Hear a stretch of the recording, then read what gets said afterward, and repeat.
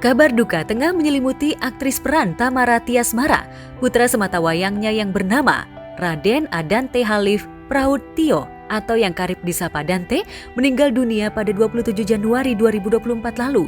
Dugaan sementara Dante meninggal dunia akibat tenggelam di kolam renang. Kepergian Dante untuk selama-lamanya itu tentu saja membuat syok Tamara. Saat kejadian, Tamara tak ada di samping Dante lantaran tengah melakukan syuting. Namun ketika ia kembali ke kolam renang, ia dikabarkan jika Dante tengah diberikan alat bantu pernafasan. Mencari keadilan. Jangan dong, kan tadi aku udah bilang. Minta doanya aja supaya ini cepat selesai, supaya Dante juga tenang. Pokoknya minta doanya aja untuk teman-teman semuanya. Yang menguatkan aku ya teman-teman semuanya menguatkan, terus aku ya pikir aja Dante sekarang udah bahagia di sana, udah di surga ya udah di surga, jadi itu aja yang aku pikirin. Oh, Dante di sana udah bahagia di sini ya, berjuang di sini untuk Dante. Mohon doanya semuanya supaya cepat selesai. Meski ada hal yang janggal dari musabab kematian anaknya, Tamara masih belum siap untuk melihat CCTV yang ada di kolam renang. Apalagi saat itu, Tamara ditemani oleh satu orang dewasa dan seorang anak. Tamara juga banyak mendengar beragam versi musabab meninggalnya Dante. Namun, mantan istri dari Angger Dimas itu masih memantapkan hati untuk bisa melihat rekaman CCTV. Kita belum buka CCTV ya Kak, karena semuanya kan udah diserahkan ke pihak yang berwajib, udah diserahkan ke pihak yang berwenang, yang berwajib. Jadi aku percayakan sama kepolisian. Malah ini sangat cepat prosesnya, menurut saya ini sangat cepat. Kan ada prosedurnya Mbak, jadi karena masih dalam penyelidikan, ya nantinya bila mana klien kami akan diperiksa, mungkin nanti akan diperlihatkan secara resmi. Intinya yang dititipkan orang yang sangat-sangat saya percaya. Nggak mungkin ada seorang ibu yang tega menitipkan anaknya ke orang yang tidak percaya. Ya ini ada orang yang anaknya beliau wafat musibah, ya kami ingin mencari kebenaran dan keadilan. Jadi kami mohon sama teman-teman minta doanya dan terima kasih. Sebelumnya mohon maaf banget kita belum bisa banyak memberikan komentar karena kasusnya lagi dalam proses penyelidikan. Setelah sebelumnya telah melaporkan ke pihak berwajib karena meninggalnya almarhum Dante dianggap janggal, dan kemarin ditemani oleh kuasa hukumnya Sandi Arifin, Tamara menyambangi Polda Metro Jaya. Lantas benarkah Tamara menduga jika orang yang menjaga almarhum itu lalai hingga membuat Dante tenggelam? Lantas siapakah sosok pria dewasa itu? Benarkah sosok pria itu adalah kekasih baru Tamara? Jangan ke arah situ dulu deh. Kita kurang tahu. Yang penting kan beliau udah menyampaikan. Jadi aku mohon banget sama teman-teman seperti aku sampaikan awal. Mengenai laporan kan sudah ada yang dilaporkan, tapi kan kita tidak mungkin memberikan namanya karena prosesnya masih dalam penyelidikan. Jadi kalian bisa menanyakan ke teman-teman, tapi yang pasti mohon doanya biar ini bisa terang dan terbuka, dan prosesnya juga alhamdulillah sampai sejauh ini berjalan lancar. Nanti deh, gue pikir ini masih terlalu dini untuk menyampaikan itu karena prosesnya juga masih berjalan dan klien kami juga masih suasana sangat duka, jadi kami mohon pengertiannya ke teman-teman. Hari ini kami mendampingi Mbak Tamara ke sini berkonsultasi terkait sudah adanya laporan yang sedang berjalan di Polsek Duren Sawit. Nah, kami berkoordinasi ataupun meminta saran dan petunjuk dari pihak kepolisian Polda Metro. Nantinya dari pihak sini akan berkomunikasi ke sana. Bila mana nanti kami sudah mendapatkan panggilan secara resmi, kita akan hadir untuk menjalani proses pemeriksaan keterangan dari Mbak Tamara. Intinya proses yang tadi sudah kami jalankan, hari ini klien kami masih suasana berduka, jadi kami mohon pengertiannya agar bisa diberikan waktu dulu untuk klien kami sementara untuk tidak terlalu banyak memberikan keterangan, apalagi suasananya masih sangat berat dan berduka. Meski Tamara enggan memberi jawaban siapa sosok orang dewasa yang dititipkannya itu, namun pihak berwajib telah melakukan olah TKP di kawasan Pondok Kelapa, Jakarta Timur. Di tempat itu, polisi juga telah memeriksa 5 orang saksi saat kejadian, dan polisi juga telah mengumpulkan beberapa barang bukti, termasuk rekaman CCTV yang ada di lokasi kejadian.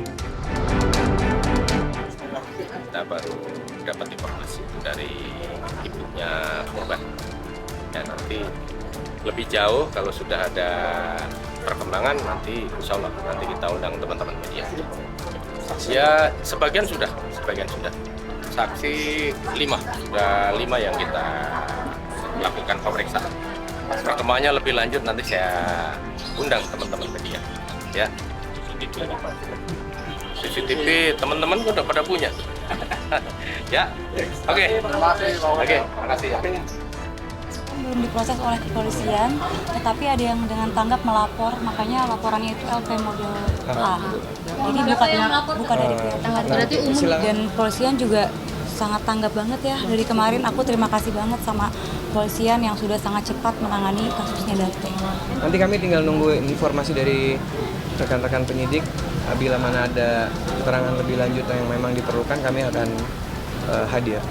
Karena sekarang sudah diserahkan ke kepolisian, semuanya diutus sama kepolisian.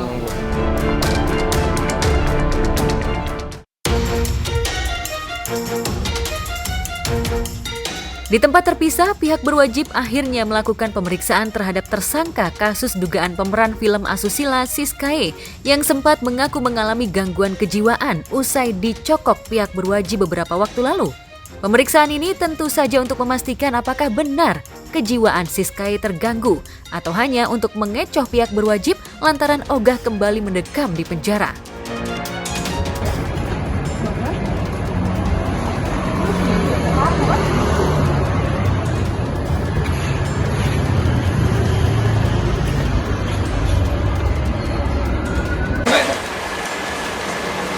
Mbak, gimana Mbak? Siska. Mbak, gimana Mbak? Gimana Mbak? Gimana tolak gimana Mbak tanggapannya Mbak? Mbak. Dengan kesusilaan ya atau pornografi, yang tersangkanya adalah saudari FCN atau saudari S.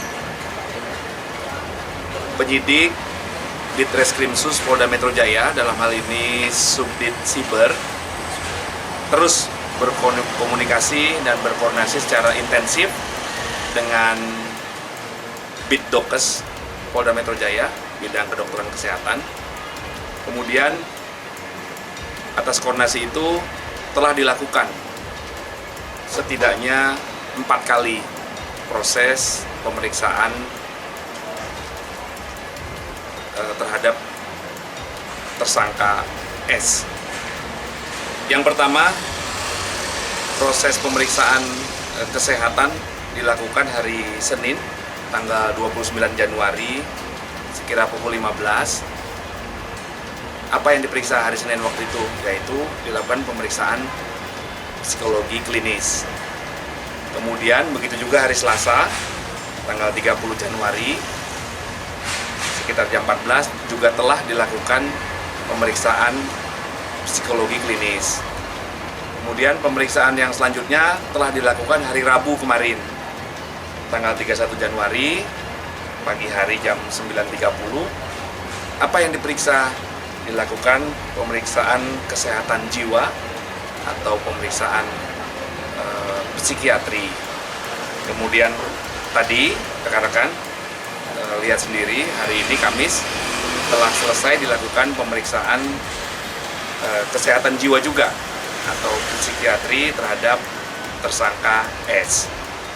Ini merupakan rangkaian proses pemeriksaan kejiwaan yang dilakukan oleh penyidik Ditreskrimsus Polda Metro Jaya dan Bitdokes Polda Metro Jaya. Meski sudah diamankan pihak kepolisian pasca ditetapkan sebagai tersangka, namun pihak juru bela Siskae tetap berusaha mengajukan permohonan penangguhan penahanan ke Polda Metro Jaya dengan alasan jika kliennya mengalami gangguan kejiwaan. Lantas mungkinkah Siskae yang sempat mangkir tetap akan diberi penangguhan atau akan tetap ditahan di rutan Polda Metro Jaya guna penyelidikan? Ada pertimbangan yang mungkin kita akan mohonkan kepada Bapak Wadir, kepada Dir Reskrimsus Polda Metro Jaya itu terkait karena Siskae juga sedang mengalami sakit. Ada sakit yang memang menurut informasinya, tapi kita belum menerima surat dari rumah sakit bahwasanya Siskanya ada mengalami gangguan jiwa seperti itu dia. Tapi kita belum ada menerima surat itu ya. Itu informasi dari mana? Itu informasi yang kita terima dari manajer. Untuk memudahkan proses penyidikan selanjutnya, maka penahanan dilakukan terhadap saudari S. Sampai dengan saat ini penyidik masih terus bekerja dalam tahap penyidikan ini melengkapi fakta dan melengkapi berkas. Sebelumnya, kuasa hukum Siskae mencabut gugatan pra-peradilan atas penetapan Siskae sebagai tersangka dan kembali mendaftarkan ulang gugatan pra-peradilan terkait penangkapan dan penahanan Siskae. Penangkapan hingga akhirnya ditahan lantaran Siskae dinilai tak kooperatif dan selalu mangkir dalam 3 kali pemanggilan saat proses penyidikan. Telah ditangkap melalui upaya paksa oleh penyidik Polda Metro Jaya. Dalam hal ini, kami hari ini ingin mencabut gugatan untuk memperbaiki seluruh narasi-narasi yang ada di dalam gugatan tersebut. Jadi intinya kami akan membuat upaya-upaya hukum lanjutan untuk mempertahankan daripada kepentingan klien kami, kepentingan hukum klien kami. Hari ini kami akan melakukan pencabutan. Sesudah itu mungkin besok atau lusa kami akan memasukkan kembali atau mendaftarkan kembali pratit yang baru. Ada substansi yang permohonan yang akan kami tambah. Dan itu nanti, itu masih kami rahasiakan karena kami punya bukti-bukti baru untuk itu. Maraknya aksi asusila hingga prostitusi online hingga melibatkan pelajar di tanah air jelas tak bisa luput dari mudahnya akses tontonan dewasa. Para pembuat konten syarat asusila bahkan sudah sedemikian merajalela hingga para aktor di dalamnya banyak meraup keuntungan dari praktek konten asusila. Siskae, wanita yang selalu tampil seksi, diduga cukup berperan dalam film dewasa yang diperankannya. Lantas akankah penangkapan dan ditahannya Siskae ini bakal membuat para tersangka lainnya akan ikut mendekam di Hotel Prodeo? Si klien saat ini kami belum ke sana. Mungkin hari ini kami datang ke Polda Metro Jaya untuk melihat langsung daripada klien kami bagaimana keadaan beliau di sana. Seperti itu. Mereka tidak menghormati pengadilan bisa bilang. Artinya kita sudah mendaftarkan pratit kita, tetapi mereka tidak meresponnya dengan baik. Artinya masih dilakukan upaya paksa penangkapan kepada klien kami. Nah, itulah dia. Kami sangat sayangkan itu. Karena saudari S patut diduga atau disangka melakukan tindak pidana dengan sengaja atau dengan persetujuan dirinya melakukan kegiatan-kegiatan yang bermuatan pornografi. Kebetulan sudah dibawa oleh penyidik, jadi mohon maaf karena sudah disita oleh penyidik. Salah satu yang ada di Keramat juga full script, dan kedua itu surat perjanjian. Bukan dijebak, tapi saya lebih ke dipaksa ketika kita syuting di situ itu.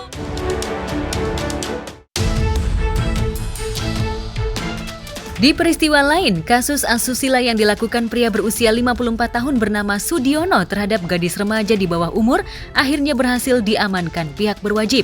Entah apa yang merasuki pikiran Sudiono hingga ia nekat melakukan tindak asusila terhadap gadis di bawah umur. Korban pun akhirnya melaporkan kejadian itu kepada orang tuanya dan langsung melaporkan kejadian tersebut ke pihak berwajib. Motifnya, pelaku memaksa dan membujuk korban hingga terjadi perceraian terhadap korban. Pelaku memaksa dan membujuk korban hingga terjadi perceraian terhadap korban. Pelapor mendapat sambungan telepon dari abang pelapor yang merupakan ayah kandung korban yang bernama S. B. Dan mengatakan pelapor, tolong cek anak kandung saya. Karena saya mendapat bahwa anak kandung saya dilecehkan oleh laki-laki yang tinggal satu kamar kos tempat adik saya. Saat polisi berhasil menemukan lokasi persembunyian pelaku, orang tua korban yang tak terima anaknya diredu paksa oleh Sudiono tersulut emosi hingga ia menghampiri untuk memberi pelajaran kepada pelaku. Tangis histeris orang tua korban tentu saja memekikan telinga. Beruntung sebelum melakukan hal-hal yang tak diinginkan, ayah korban berhasil dilerai oleh pihak berwajib.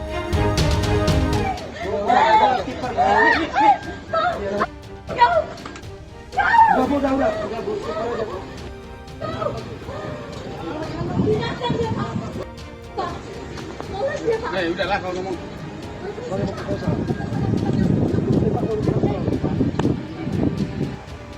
Sambil membekap mulut korban akibat kejadian tersebut, pelapor tidak terima dan dilaporkan kepada pihak kepolisian. Baju daster. Oh dia waktu Terus setelah itu dia pakai baju daster. baju daster. Cuman yang saya alami, yang saya lakukan tidak lebih. Memang tak itu tapi nafsu ada bang. Saya pulang, berikan kerjaan. Biasanya dia pulang, dia pulang. Lantas apa yang membuat Sudiono tega melakukan perbuatan bejatnya terhadap anak di bawah umur? Benarkah karena korban tinggal di sebuah kos-kosan yang terbilang sepi, membuat Sudiono nekat melakukan penyekapan hingga berbuat asusila? Aparat setempat, baik kepolisian, saya minta dengan sangat kalau bisa ini masalah ini yang viral ini diproses secara, saya berharap supaya nanti jadi ditangkap, diproses dan dihukum sesuai dengan apa yang dilakukan itu.